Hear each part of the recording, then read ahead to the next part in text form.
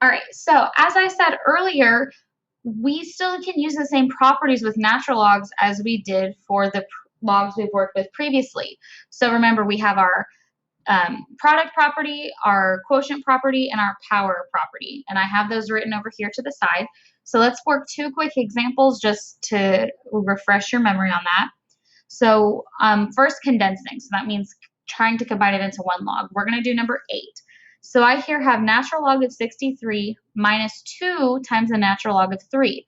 So that minus sign tells me I'm going to use the quotient rule, and this 2 on the outside tells me I'm going to use the power rule. So let's take care of the power rule first. So if I have the natural log of 63 minus the natural log of 3 squared, I can then write this as the natural log of 63 over 3 squared. Well, 3 squared is 9, so that's the natural log of 63 divided by 9.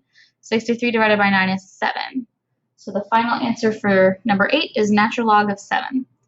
All right, let's do number 12. Now we are expanding each logarithm. So first, I'm going to distribute, I'm going to rewrite this as an exponent instead of a radical. So this would be m squared n to the 1/3 power. So I can bring that to the front with my power rule. And then these are being multiplied. So I can change this to being addition. So 1/3 m squared plus 1/3 n. And then because I have that m squared, my last thing I need to do is the power property one more time. So that's going to give me 2/3 times the natural log of the natural log of m plus 1/3 natural log of n. And I apologize, there should be a natural log right here. I forgot to write it. And so that is our final answer for number 12. All right, so that was your refresher on properties. Now we're going to talk about solving natural log equations. So remember when we did this with the other logs, we had two scenarios. We had where a log is equal to a log, and we had where a log is equal to a constant or a number. And we're going to talk about both situations here.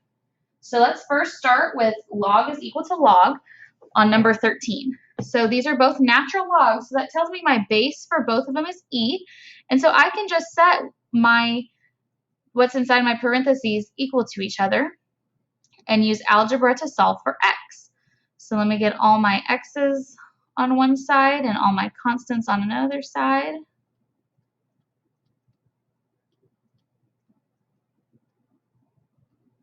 And we get that 6x is equal to 42. And if I divide both sides then by 6, I get that x is equal to 7. And remember, we can't have a negative or a 0 in our logs. So if I plug 7 back into either side here, I would not get a negative or a 0. So 7 is a possible solution. All right, let's do 15. Now remember, I first need to condense my logarithms. So let me rewrite on this left side, I have subtraction, so that's going to be my quotient rule. So 72 divided by 4. And on the right side, I have addition, so that's going to be my product property. So that's going to be 6 times a minus 2. And now because these are both same base, I can set these equal to each other. And 72 divided by 4 is 18, so I'm going to go ahead and write that as 18. And then I'm going to go ahead and distribute the 6, and I'll get 6a minus 12. And then it's just algebra, and I find that 6a is equal to 30. I divide, and that gives me that a is 5. And plugging 5 in for a here will give me a positive number. So that is a possible solution. So that is when log is equal to log. Let's now talk about when I have log is equal to a number. Let's look at number 18. So first I need to condense. So this would be the natural log of x divided by 9 is equal to 7. So when I have that a log is equal to a constant, remember I want to rewrite it in exponential form. So remember the base of natural log is e, so this is going to be e to the 7th power is equal to x over 9. Now, I can find out what e to the 7th power is using my calculator. So I have pulled up Desmos, and if you go to the function side, we have e here. So I want e to the 7th power.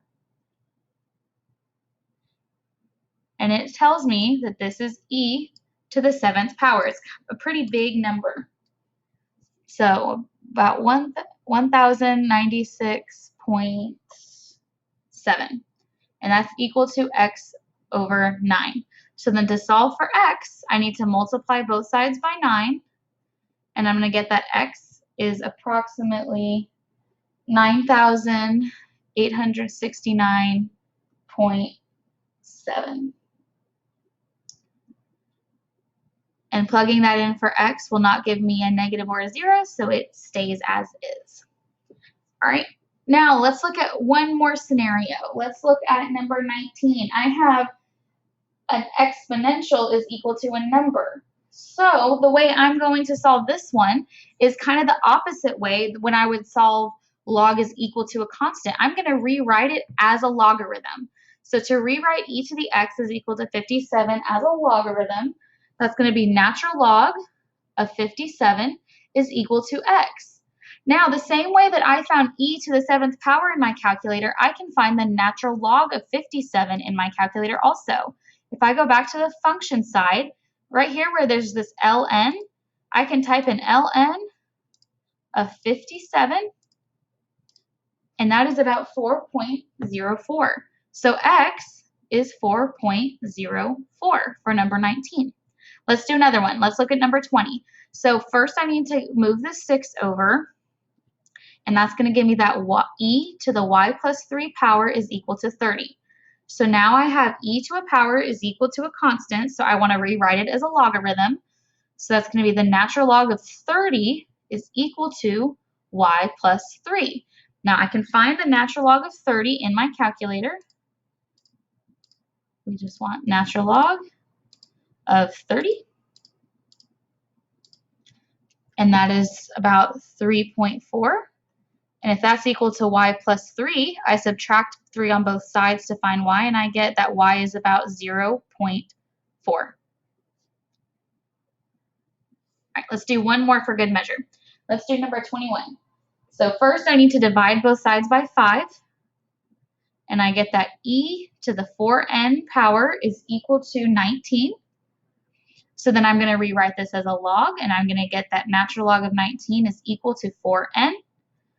So then on my calculator, I want to find the natural log of 19, and that's about 2.94. So 2.94 is equal to 4n.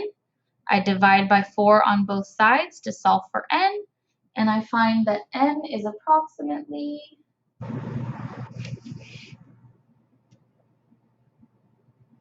0.7. And that is it. That concludes our last lesson for online learning.